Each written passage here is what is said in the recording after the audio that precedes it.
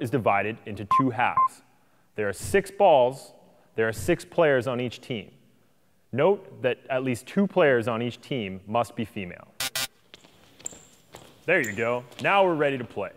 The game begins when the refs give the call of 3, 2, 1, dodgeball. You are only eligible to grab the balls on the right-hand side of the court. You cannot grab the other team's balls off the opening rush. Note that these balls cannot be played until they have touched the back wall.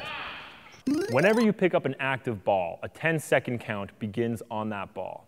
10, 9, 8, 7, 6, 5, 3. There we go.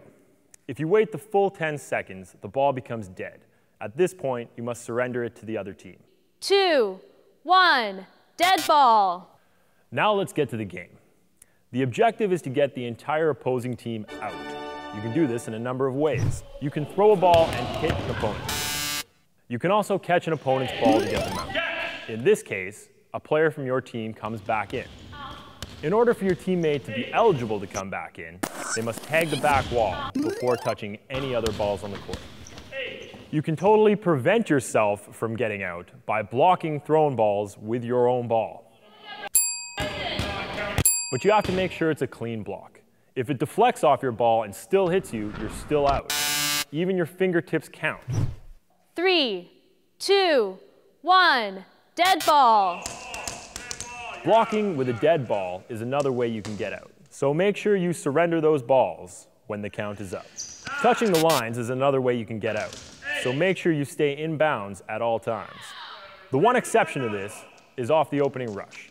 At that point, you're allowed to cross the center line. However, the sideline remains in effect at all times. You're out.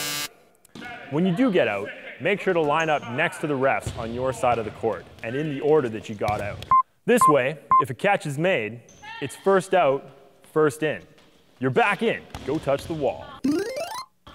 When the game is over, make sure to high-five the other team, because we're all about good spirit and having fun.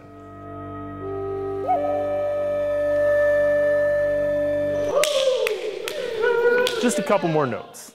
The IDA strongly discourages headshots, and we do have protocols in place to deal with repeat offenses. That being said, for the sake of clarity, headshots do count. You can catch any ball that hits off yourself. As long as it doesn't hit anything else while it's airborne, it will count as a catch. However, if it touches anything else, including the walls or a teammate, it's no